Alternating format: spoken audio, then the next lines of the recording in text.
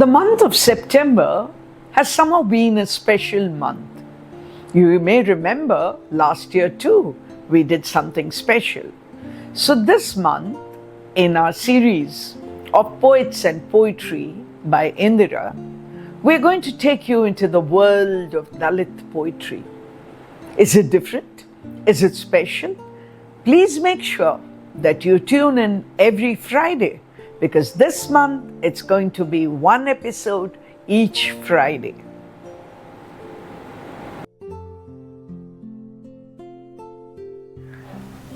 The poet for this episode is Meena Kandasamy. But I would like to begin by saying something about Dalit poetry. Dalit writing, of course, is an entire ocean. But since this month we are looking at Dalit poetry, what is it all about? I have to admit that it is a kind of protest poetry. What are we protesting against? We are protesting against the victimization, the oppression, the marginalization, the being pushed to the very, very depths of human existence. And poets from all parts of our country have written about this situation. Some of them in anger, some of them in sorrow, some of them asking for it all to change, some of them even ready to take up arms against the society which has pushed them here. We will see each one of them differently, and many of them have been inspired by others, by leaders, maybe not writers, but in some cases even writers.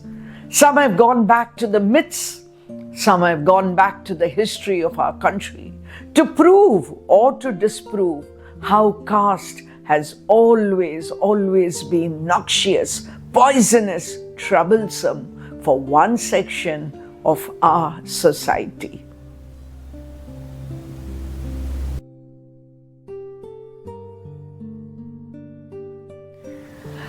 Our poet today is Meena Kandasamy, born 1984.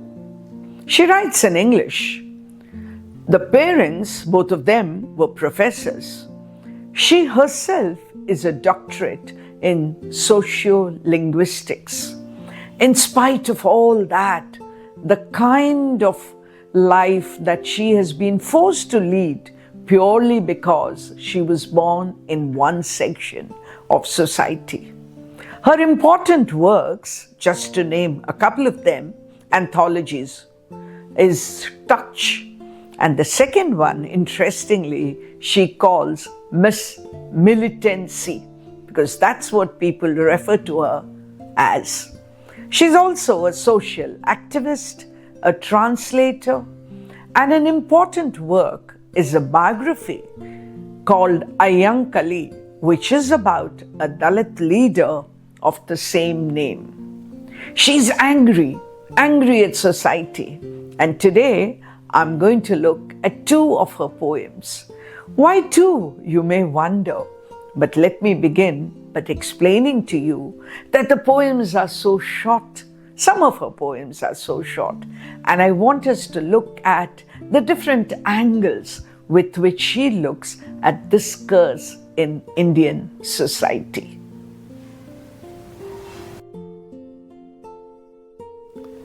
The first poem that I'm looking at today is called Ekalaivan.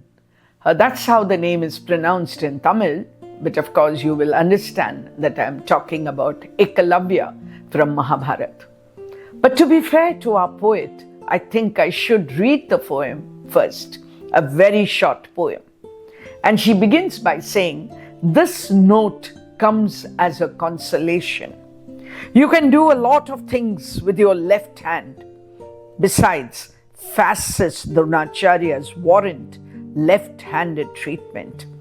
Also, you don't need your right thumb to pull a trigger or hurl a bomb." What is the poem? This short poem, filled with the anger that she feels at a story which all of us know from the Mahabharata. You remember the great Guru, Acharya Dronacharya, who was very proud of the fact that he had only Kshatriyas as his students. So when this Adivasi boy, as we are told, Ekalavya, wanted to learn from him, he said, "Nothing doing.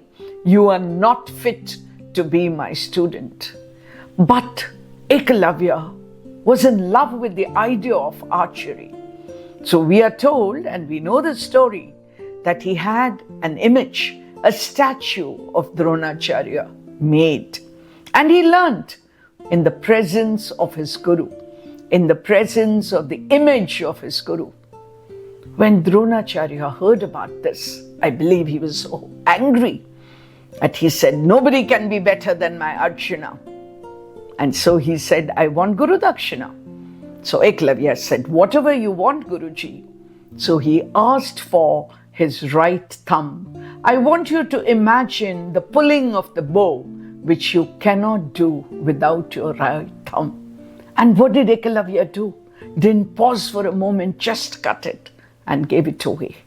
That is the story that we've all read. But what does Meena Kandasamy do with this?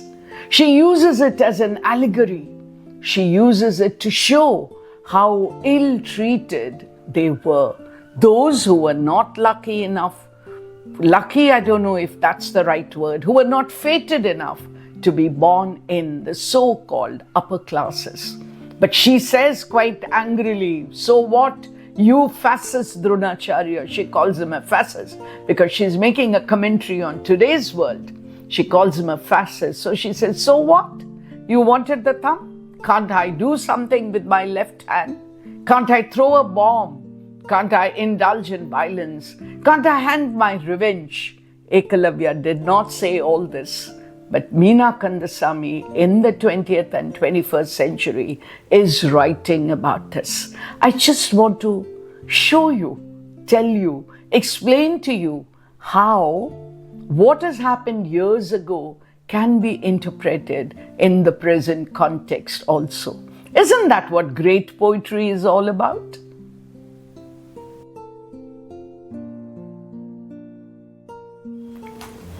The second poem that I'm looking at today by the same poet, Meena Kandasamy, is called Advaita, the Ultimate Question. Before I read the poem, I just want to spend a few seconds explaining the concept of Advaita, very much a part of Hindu philosophy. People like great gurus, great scholars, great leaders like Adi Shankaracharya talked about Advaita. In Sanskrit, you add the word a and you get the opposite. So Dvaita means two or dual. So instead of saying one, what we are saying is non-dual, right? And therefore Advaita. So keeping that philosophy in mind, here is another angry poem. Advaita, the ultimate question. And it's very interesting. Do notice how the poem has been written, as if there are two columns. Non-dualism, Atman, self, Brahman, God, are equal and same. So, I, untouchable outcast, am God. Will you ever agree? No matter what you preach, answer me through your saints. One more final question. Can my untouchable Atman and your Brahmin Atman ever be one? And then she ends it with a question. Look at the way she's thinking. Look at the way she's writing. Look at the way she's expressing her anguish. Anguish, but with anger. Right? Anguish is usually equated with sorrow, but there's anger too. She says, we are all one. You say it is not Dvaita. You said it's not Advaita. So does it mean that me, the outcast, the untouchable, is one with you, the upper caste? Is it possible then that would mean, since you say Atman and Brahman are the same, so this Atman, who is an untouchable, is the same as the Brahman, Remember, you are preaching Advaita. So if you do preach Advaita, will you accept? Ask your leaders, ask your priests, ask your religion. It's almost as if she's throwing a challenge. And she says, what you preach, answer me through your saints. I already mentioned that we have great scholars, great philosophers in Hinduism who preach the concept of Advaita. And therefore she says, one more final question. Can my untouchable Atman and your Brahman or Atman ever be one? Do you think if Advaita is your truth, if Advaita is your philosophy, you are accepting the fact that my Atman is the same as your Brahman?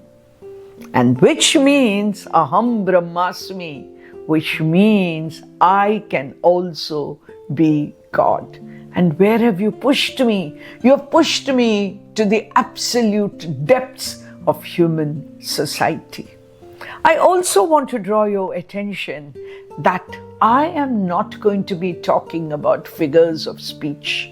Because, in order to be able to appreciate Dalit poetry, we would need an entire different canon of poetics. I can't use my rasa theory or my dhvani theory or the great Aristotle's theories of poetics to explain Dalit poetry.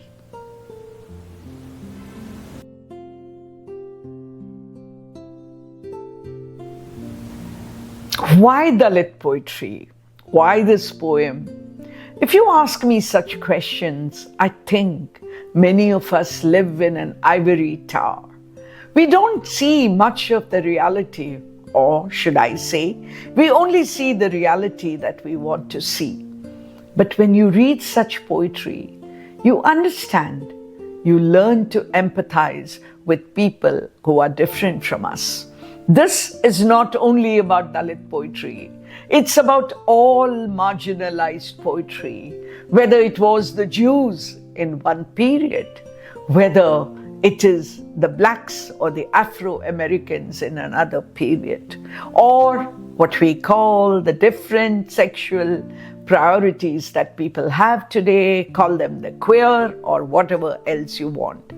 And can I say, to some extent, even poetry by women, even today in many parts of the world, would come under the marginalized. Read, enjoy, and empathize.